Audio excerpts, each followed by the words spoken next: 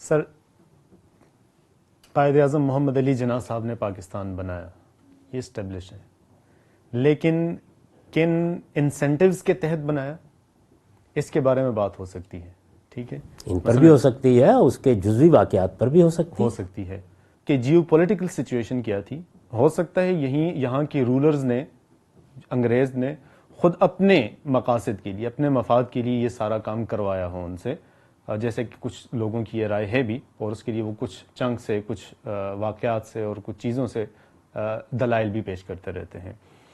اسی مثال کو اگر حضور نبی کریم صلی اللہ علیہ وسلم کی ذات تک لے کر جایا جائے اور اسلام کے عروج یا نمودار ہونے تک ہم لے کر جائیں، جیسا کہ بعض مغربی مصنفین نے کیا ہے، خاص طور پر پیٹریشیا کرون کا نام اس میں ہم لے سکتے ہیں، ایون جے اسمتھ بھی اسی طرح کی بات کرتے ہیں، تو وہ یہ کہتے ہیں کہ حضور نبی کریم صلی اللہ علیہ وسلم ایک ذہین انسان تھے، ایک سمجھدار اور انتہائی فطین انسان تھے. انہوں نے یہ چاہا کہ اس خطے میں سرداری حکومت تو ایسا مناسب ہیں کہ جن کو حاصل کرنے کے لیے، جن کو حاصل کیا تو جا سکتا ہے، لیکن اس کے خلاف ایک دوسرا دعوے دار بھی پیدا ہو جاتا ہے. کسی کے پاس سرداری ہے تو اس کو چیلنج کیا جا سکتا ہے، لیکن چونکہ یہ فرٹائل کریسنٹ کا جو ایریا ہے، اس میں ایک اور بھی منصب ہوتا تھا جو روایات کے مطابق موجود تھا وہاں پر تاریخی طور پر، وہ یہ کہ نبوت کا. تو اس نبوت کے اس منصب کو انہوں نے حاصل کرنا چاہا، کیونکہ یہ چیلنج نہیں ہو سکتا، یہ سب سے بڑا منصب سمجھا جاتا ہے. تو انہوں نے بجائے اس کے کہ اللہ رب العزت نے ان کی طرف وحی کی، خود انہوں نے ہی یہ ساری چیزیں انوینٹ کی اور قرآن لوگوں کے سامنے آ کر بیان کرنے لگے. تو یہ تھیسس بھی تو ہم اس کو بھی تو دیکھنا چاہیے میرے خیال میں، اور انہوں نے دلائل بھی پیش کیے ہیں. ہر تھیسس کو دیکھا جا سکتا ہے، لیکن ہماری بحث کہاں سے ہے؟ ہماری بحث یہ ہے کہ قرآن مجید نام کی جو کتاب اس وقت دنیا میں موجود ہے اور جس کے بارے میں یہ چیز اسٹیبلش ہے کہ یہ محمد بن عبداللہ نے پیش کی تھی. ہم ان کو پیغمبر مانتے ہیں، ہم ان کو پیغمبر نہیں مانتے، اس کو ایک طرف رکھ دیجئے پہلے مرحلے میں. یہ انہوں نے پیش کی تھی، اور کم و بیش 14-15 صدیوں سے مسلمانوں کے ہاں یہ اللہ کی کتاب کے طور پر سمجھی اور مانی جاتی ہے. اس کے مصدر کی حیثیت محمد الرسول اللہ کو حاصل ہے، محمد بن عبداللہ کو حاصل ہے. اس مصدر کی جو تاریخ، اسٹیبلش تاریخ ہمیں معلوم ہے، جس کے بعد انہوں نے یہ دعویٰ کیا کہ میں اللہ کے پیغمبر کی حیثیت سے یہ کتاب پیش کر رہا ہوں، یہ میری تصنیف نہیں ہے. وہ پورا کا پورا دور، اس میں جو اخبار احاد ہیں، جو چیزیں ہیں، سب کی سب کو آپ سامنے رکھ لیں. کیا وہ پیغمبر کی ذات میں یا محمد بن عبداللہ کی ذات میں فکر، خیال، اسلوب اور فارم یا حیت کے وجود میں آنے کے عمل کی کوئی ادنا شہادت پیش کر رہے ہیں؟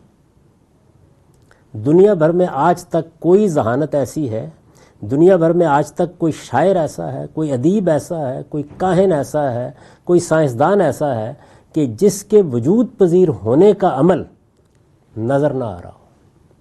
یعنی آپ علامہ اقبال کو دیکھ لیں، آپ غالب کو دیکھ لیں، آپ فردوسی کو دیکھ لیں، آپ شیکسپیئر کو دیکھ لیں، یعنی فارم وجود میں آتی ہے نا، اعلیٰ درجے کا ادب وجود میں آتا ہے. تو اعلیٰ درجے کا ادب کیا انسانی سطح کے اوپر یک بیک صادر ہوتا دیکھا ہے کبھی آپ نے تاریخ؟ نہیں سر، اس میں مسئلہ ہے، تاریخ 1400 سال پرانی تاریخ ہے. میں وہ جمع غفیر والی بات جب کر رہا تھا، مثال کے طور پہ غالب کے وہ اشعار جو بالکل اس کے شروع کے اشعار تھے، وہ آپ کو ڈھونڈنے کے لیے شاید ہی وہ ملے. اس کے مقابلے میں چونکہ اس کے جو دواوین ہیں وہ آپ کے سامنے ہیں، غلام رسول مہر کا کام ہے، دوسرے لوگوں کا کام ہے، وہ آپ کے سامنے ہے. اس کے مقابلے میں جب آپ وہ تاریخ سے ڈھونڈنے جائیں گے تو آپ کو کہیں نہیں ملیں گے. نہیں، کلام ڈھونڈنا لازم نہیں ہے. میں تو اس وقت تاریخ یہ تھیسس ہے، یہ بالکل اس میں بنیادی مسئلہ یہ ہے کہ میں جو میرا موجود ہے اس میں کس طرح پرورش پاتا ہوں، اس پہ قیاس کر کے میں یہ قیاس کر رہا ہوں کہ جو 1400 سال پہلے لوگ تھے وہ بھی اسی طرح ہی کرتے ہوں گے، وہ بھی اسی طرح پہلے سیکھتے ہوں گے، پڑھتے ہوں گے، کلاس میں جاتے ہوں گے، یہ کرتے ہوں گے.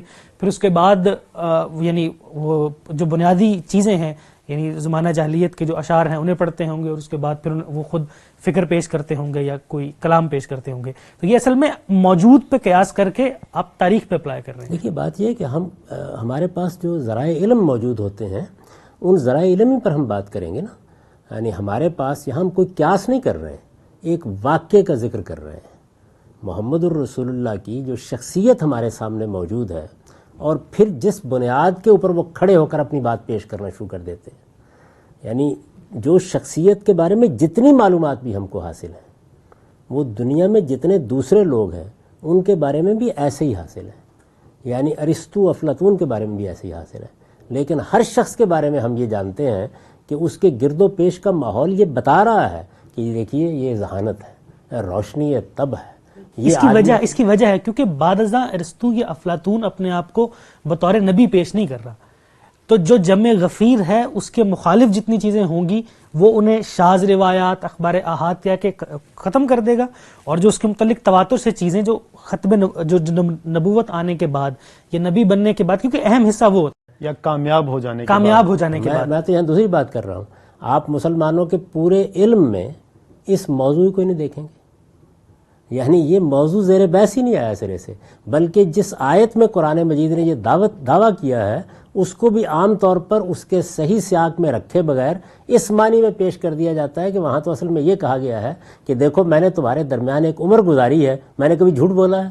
وہاں یہ موضوع ہی نہیں ہے، وہاں تو قرآن مجید یہ کہہ رہا ہے کہ تم مجھے جانتے ہو، فقط لبثت فیکم عمرہ، میں نے ایک لمبا عرصہ تمہارے درمیان گزارا ہے، کبھی مجھے اس طرح کا کلام پیش کرتے دیکھا ہے، کبھی ایسی کوئی بات کہتے ہوئے دیکھا ہے؟ تو یہ بات بجائے خود کس جگہ تواتر نے ختم کر کے رکھ دی ہے، یعنی وہ اخبار احادی بتا دیجیے۔ میں تو یہ آپ سے یہ عرض کر رہا ہوں کہ پیغمبر کی ذات سے حیات میں اور فکر میں صادر ہوتا دکھانا چاہیے نا۔ اگر کوئی چیز موجود نہیں ہے اور موجود نہیں ہے تو کیا پیغمبر بولتے نہیں تھے؟ کیا وہ باتیں نہیں کرتے تھے؟ کیا وہ چیزوں پر تبصرہ نہیں کرتے تھے؟ وہ چیز کیا ہے کہ جو اس سے پہلے آپ کو ڈیولپ ہوتی ہوئی ارتقاء کے مراحل سے گزرتی ہوئی نظر آتی ہے؟ آپ یہ کہیں گے کہ ہمیں نظر نہیں آتی تو ہو سکتا ہے کہ ہو، یہی کہیں گے نا زیادہ سے زیادہ۔ نہیں بالکل، اس میں کچھ چیزیں ہیں۔ جی میں استدلال یہ کیا جاتا ہے کہ حضور نبی کریم صلی اللہ علیہ وسلم نے شام کا سفر کیا، بحرین کا سفر کیا، یمن کا سفر کیا۔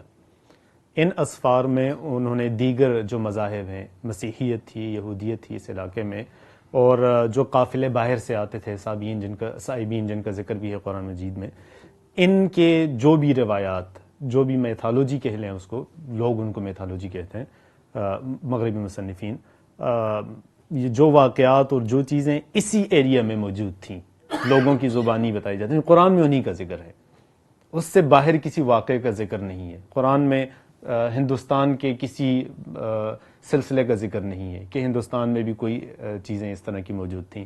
اچھا، پھر یہ بھی ایک نہایت ہی دلچسپ بات ہے جو کہی گئی ہے کہ دیکھیے ان اسفار کے بعد ہی حضور نے یہ دعویٰ کیا ہے، پہلے انہوں نے نبوت کا دعویٰ بھی نہیں کیا اور پہلے انہوں نے کوئی کلام بھی پیش نہیں کیا، تو یہ پاسبلٹی، یہ پروبیبلٹی یہ پیدا ہو جاتی ہے۔ اس پوری بات کو ایسے ہی تسلیم کر لیتا ہوں، یعنی دیکھیے بات یہ ہے کہ کسی انسان نے کوئی علم کہاں سے حاصل کیا، اس نے کہاں سے سیکھا، اس وقت موضوع یہ نہیں ہے۔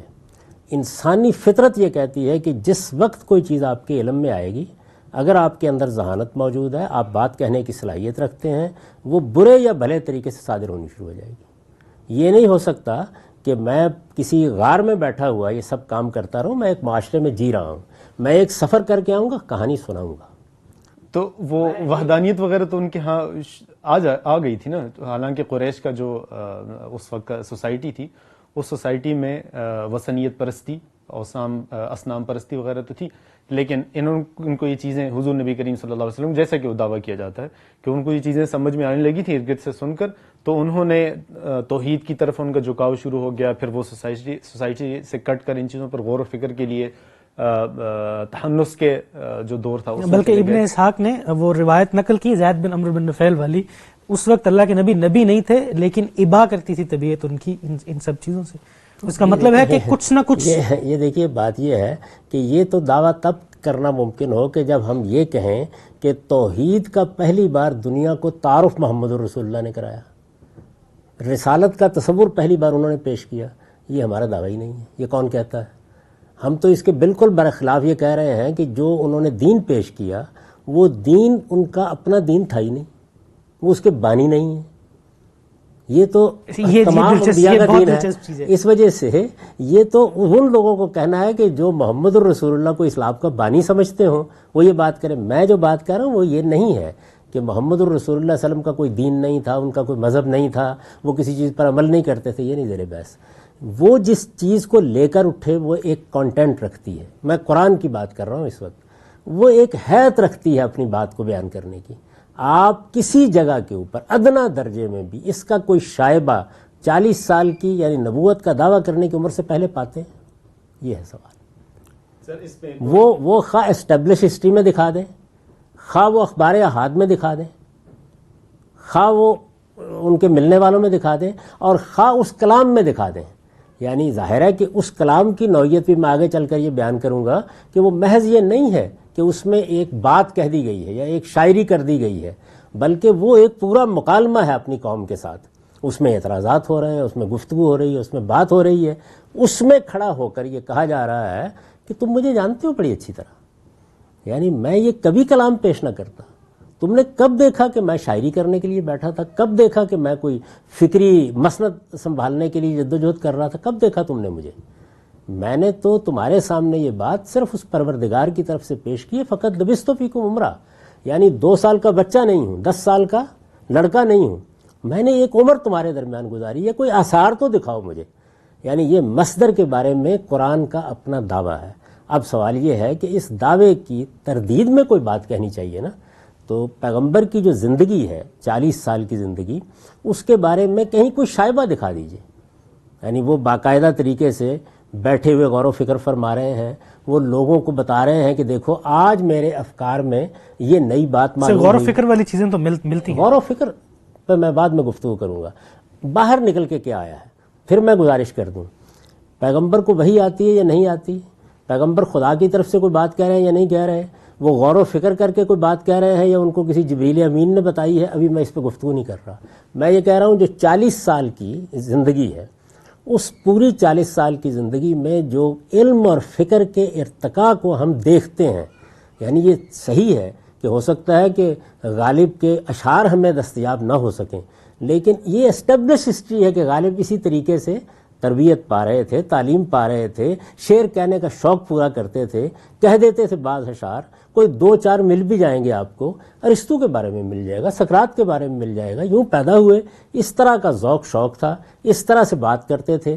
وہ کون آدمی ہے کہ جو اس سے بالا تھا؟ سر اس طرح کا جو آپ کہہ رہے ہیں, اس طرح کی چیزیں تو یہاں سے بھی پیش کی گئی ہیں کہ دیکھیے وہ ایک نامور شخصیت ہے, وہ قابل احترام شخصیت ہے, اور یہ تو اسٹیبلشڈ ہے. کس پہلو سے؟ یعنی شاعر کی حیثیت سے, ادیب کی حیثیت سے, کسی بڑے مفکر کی حیثیت سے قابل احترام شخصیت تھے, اپنے اخلاق کردار کی حیثیت سے. مفکر بھی تو تھے نا. وہ حلف الفضول کا جو واقعہ ہوا اس میں انہوں نے کتنی تفکیر کے ساتھ وہ سارا ایک بڑا جو کیا حلف الفضول کے دائی رسالت میں آپ صلی اللہ علیہ وسلم تھے؟ کسی کی دعوت پر لبیک کہی انہوں نے, اور کس چیز پہ کہی؟ کوئی فکری مقدمہ قائم کر دیا گیا تھا, ایک اخلاقی اصول. یہ تو زیر بحث ہی نہیں ہے, یعنی یہ تو کوئی آدمی نہیں کہہ رہا. میں فیصلہ کرنے کے لیے کسی کو بھی حکم جب مانتا ہوں, اللہ کے نبی کو کچھ خصوصیات, کچھ چیزیں, کچھ افکار, یعنی میری شخصیت اگر چھپی ہوئی ہے, کوئی مجھے جانتا نہیں ہے, تو کوئی تو مجھے 10 روپے نہیں دے گا. یہ میرا مقدمہ نہیں کہ آپ کی شخصیت چھپی ہوئی تھی. یعنی قرآن مجید خود کہتا ہے کہ جن کو پیغمبر بنایا جاتا ہے وہ خیار الناس ہوتے ہیں, تو ان کی شخصیت اس لحاظ سے نہایت ممتاز ہوتی ہے کہ وہ اپنے اخلاق کے لحاظ سے, اپنے کردار کے لحاظ سے, اپنی غیر جانبداری کے لحاظ سے سب کے نزدیک قابل احترام ہوتے ہیں, ہونا چاہیے. میں تو یہ گزارش کر رہا ہوں کہ قرآن زیر بحث ہے. قرآن مجید ایک حیثیت رکھتا ہے, یعنی بات کرنے کے لیے ایک اسلوب اختیار کیا گیا ہے, کلام وجود میں آیا ہے. آپ کسی ادبی شہپارے کا جائزہ لیتے ہیں تو 2 ہی چیزیں کہیں نا, کانٹینٹ کیا ہے, کیا بات کہی گئی, مشمولات کیا ہیں اس کے اندر, اس کے لیے حیثیت یا فارم کیا اختیار کی گئی ہے. مجھے اس کے ظہور کا کوئی ادنا شائبہ اصل میں کنفیوژن جس سے ہو رہی ہے. پچھلی نشست میں آپ نے اقبال کا وہ مصرع پڑھا تھا, تراشی دم پرستی دم شکستم والا. اس کے مطابق اگر ہم دیکھیں تو کیا یہ تہنس والا معاملہ زید بن عمر بن نفیل سے پہلے جو انہوں نے یہ ساری چیزیں ہیں, حنفاء کے ساتھ جو ان سے مماثلت اور یہ ساری چیزیں, کیا یہ تراشی دم پرستی دم شکستم نہیں ہے؟ یعنی تہنس تو اصل میں قریش کی روایت تھی. انصاب الاشراف میں انہوں نے باقاعدہ بتایا ہے کہ قریش رمضان میں باہر چلے جاتے تھے, اللہ کے نبی بھی اسی میں ہی غار ہرا میں. یہ دنیا میں نے یہ کب کہا محمد رسول اللہ کسی غار سے نکل کے آئے تھے. یعنی ایک شریف النفس انسان جو معاشرے میں اس کے اچھی اقدار موجود ہیں ان اقدار کے اندر زندگی بسر کر رہا ہے. میں تو یہ گزارش کر رہا ہوں کہ ان کی زبان بند نہیں تھی, ان کی زبان سے باتیں نکلتی تھیں.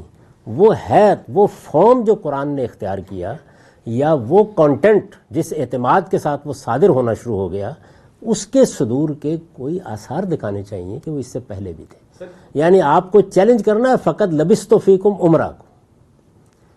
یہ میں نے تو اپنی طرف سے کبھی کوئی مقدمہ قائم ہی نہیں کیا, مذہبیات پہ میں اس کا قائل ہی نہیں ہوں. قرآن مجید نے دو چیزوں کو بالکل متعین کر کے رکھا ہے, دوسری بات میں میرے بحث آئے گی. یعنی یہاں سے وہ کھڑا ہو کے بات کر رہا ہے کہ یہ کلام جو میں نے تمہارے سامنے پیش کیا ہے, تم اس کی حیت کو دیکھ لو, فارم کو دیکھ لو, اس کے مشمولات کو دیکھ لو. اس کے کوئی آثار کسی درجے میں تمہیں میری زندگی میں نظر آتے ہیں؟ میں یہ عرض نہیں کر رہا کہ معاذ اللہ خاکم بندھن کے آپ گونگے بہرے تھے. بھائی آپ ایک شریف النفس انسان ہیں, اپنی سوسائٹی میں رہتے ہیں, اس سوسائٹی کے اندر جو اچھی اقدار ہیں ان کو آپ نے اختیار کر رکھا ہوا ہے. ان باتوں میں تو کوئی بحث ہی نہیں ہے. قرآن مجید کیا اچھی اقدار کو بیان کرتا ہے محض؟ قرآن مجید کا ایک پورا نظام فکر ہے. اس نظام فکر کے اندر کچھ مقدمات ہیں, کچھ مبادی ہیں, ان سے کچھ فروع نکلی ہیں, ان کی بنیاد پر دین کی ایک پوری عمارت وہ ہمارے سامنے پیش کرتا ہے. اور پھر ایسے نہیں پیش کرتا جس طرح مثلا ہمیں احادیث میں نظر آتا ہے. یعنی گفتگو کا ایک خاص اسلوب ہے, ایک خاص زبان ہے, ایک خاص حیت ہے, ایک خاص نوعیت کا پرشکو کلام ہے. اس کے لیے مصدر میں ارتقا دکھانا چاہیے. اچھا سر, اس میں ایک بنیاد میں بہت بنیاد میں ایک سوال میں کرنا چاہوں گا. مثال کے طور پہ یہ جو پیٹریشیا کرون جو ایک عمارت بنا رہی ہے, میں اس کو بھول جاتا, لیکن کیا اس کے بعد کسی نے نبوت کا دعویٰ نہیں کیا؟ کیا اس کے بعد انہی الفاظ میں کسی نے بولنے کی کوشش نہیں کی؟ مسلمہ کذاب, بلکہ ہمارے ابھی جو مرزا غلام احمد قادیانی صاحب ہیں, آپ ان کی چیزیں اٹھا کے دیکھیں, وہ کوشش ایسے ہی کرتے ہیں جیسے خدا بولتا ہے, وہ پیشین کو ہی ویسے کرتے ہیں. آپ نے بہت اچھی مثال دے دی.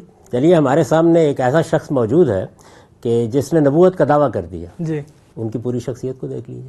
یعنی وہ کون تھے, کہاں پیدا ہوئے, ان کے ابتدائی افکار کیا تھے, وہ لکھنے والے آدمی اس میں بھی مسئلہ دیکھیں, لکھنا جانتے قادیانی صاحب کے ساتھ متعلق جتنی معلومات ہمارے پاس آ رہی ہے وہ مذہبی لوگوں نے ڈسٹارٹ کر دی ہے. میں تو ان کی اپنی تصنیفات کی بات کر رہا ہوں, میں تو کبھی کسی دوسرے کی بات بیان ہی نہیں کرتا. ٹھیک ہے, یعنی آپ انہی کی روایت لے لیں نا.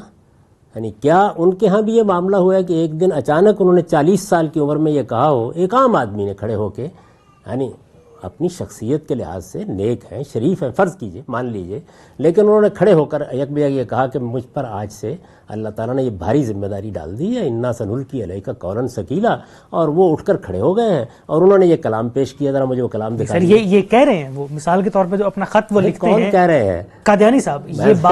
یہ بات وہ خط میں لکھ رہے ہیں, ان کے جو کون تھے, خلیفہ کون تھے, اس سے پہلے دیکھیے نا, اس میں وہ لکھ رہے ہیں کہ میرے اوپر یہ ذمہ داری ہے, تعریف ہو رہی ہے. دیکھیے اس سے پہلے کا پورا ارتقائی عمل ہمیں معلوم ہے, ان کی تصنیفات سے معلوم ہے. ان کے نہ ماننے والوں کے دعوی کی بات نہیں کر رہا میں. مرزا غلام احمد صاحب قادیانی کی شخصیت کو ہم انسانی ارتقاء کے مراحل سے گزرتے ہوئے دیکھ رہے ہیں. ایک مناظر اسلام کی حیثیت سے, ایک لکھنے والے کی حیثیت سے, اس کے ہاں فکر کا بھی ارتقاء ہو رہا ہے, اس کے ہاں اسلوب کا بھی ارتقاء ہو رہا ہے. یہ ساری چیزیں ہیں. ان کی کتابوں میں آج بھی ہم بتا سکتے ہیں کہ یہاں اسلوب کس زمانے کا ہے, یہاں کس زمانے کا ہے, پہلے دور میں کیا بات کہتے تھے, دوسرے میں کیا کہتے تھے. ان کے تو بنیادی مقدمات تک انسانی مراحل ہی سے گزرے ہیں تمام کے تمام. بلکہ یہ ساری تو ان کی غلطی کی ایک بڑی دلیل بھی بنتی ہے کہ ان کا جو دعویٰ ہے وہ غلط ہے, کیونکہ انہوں نے پہلے کہیں سے شروع کیا پھر کہیں پر. بات یہ ہے کہ یہ تو بنیادی طور پر اللہ تعالیٰ نے اہتمام کیا ہے اس دور میں کہ آپ کو یہ بتا سکیں کہ فقط لبثت فیکم عمرہ کیا چیز ہوتی ہے. ٹھیک ہے, فقط لبثت فیکم عمرہ والی بات پر بات کرتے ہیں. حضور نبی کریم صلی اللہ علیہ وسلم نے جو کلام پیش کیا, جو گفتگو کی, جو بھی اپنی زندگی وہاں پہ پہلے بھی گزاری اور پھر نبوت کے بعد بھی گزاری, میں ایک مسیحی اینٹائی اسلام مفکر کے الفاظ استعمال کر کے کہوں گا کہ مسلمانوں نے بڑی چالاکی سے جو اچھا کلام تھا, جو بہتر کلام تھا, اس کو جمع کر کے مدون کر کے کہا کہ یہ قرآن خدا کی کتاب ہے. جو باقی چیزیں تھیں جن کے اوپر زیادہ سوالات کھڑے ہو سکتے تھے, عربیت تو وہ جانتے تھے, کلام کی گہرائی کو بھی سمجھتے تھے, باقی انہوں نے کہا کہ یہ احادیث ہیں. تو نبی جب گفتگو کرتا ہے, نبی اللہ کا پیغمبر جب انسانوں کے درمیان رہتا ہے, تو ان کے کلام میں یہ فرق کیوں, کیسے؟ اور آپ کیوں کہتے ہیں یا کوئی بھی مسلمان مفکر یہ کیوں کہتا ہے کہ یہ تو قرآن ہے، خدا کا کلام ہے اور یہ نہیں ہے؟ کیا نبی کا یہ سارا سلسلہ، حالانکہ اس میں بھی دین کی باتیں ہو رہی ہوتی ہیں، اس میں بھی ہو رہی ہوتی ہیں، مثلا زکوٰۃ کا معاملہ ہے تو وہ تفصیل سے قرآن میں موجود نہیں ہے، حدیث سے ہمارے پاس آتا ہے. اسی طرح اور دیگر بہت ساری چیزیں، احکامات ایسے ہیں کہ جو حدیث سے ہمارے پاس آتے ہیں. تو یہ تو وہ ان کا کہنا، یہ تو بڑی چالاکی سے کہا گیا ہے کہ بھئی یہ قرآن ہے اور یہ قرآن نہیں ہے. جی ہم اس کا پوسٹ مارٹم کریں گے اور دیکھیں گے، لیکن جس وقت ہم اس پر آ جائیں گے، یعنی جب ہم اس جگہ پر آ جائیں گے کہ اب قرآن مجید کے کنٹینٹ کا جائزہ لے رہے ہیں، ابھی تو ہم قرآن مجید کے نزول کی پہلی تاریخ سے پہلے بات کر رہے ہیں. اس وقت محمد الرسول اللہ کی شخصیت کیا ہے؟ فقط لبثت فیکم عمرہ اصل میں اس پر استدلال ہے کہ جس مصدر سے اس نے صادر ہونا ہے پہلے دن، وہ کیا صادر ہوا ہے وہ ابھی بات کا مسئلہ ہے. جو پہلے دن صادر ہونا شروع ہوا ہے اس سے پہلے ارتقاء دکھانا چاہیے، کیونکہ انسانی کلام میں اور انسانی فکر میں آپ اس کی نفی کر ہی نہیں سکتے. میں یہ کہتا ہوں کہ اس وقت ہم کھڑے ہیں ایسے دور میں کھڑے ہیں کہ جس میں بہت کتابیں وجود میں آ چکی ہیں، ہزاروں چیزیں ہمارے سامنے ہیں، بہت بڑے بڑے دنیا کے مفکرین سامنے ہیں، کوئی ایک مسیل کہ جس کے ہم مصدر کے ارتقاء کا شائبہ بھی نہ پایا جاتا ہو. بڑی مشکل سے آپ نے ایک نبی تلاش کیا دور حاضر میں. وہ صریح تردید ہے اس بات کی کہ پیغمبر ایسے نہیں ہوا کرتے.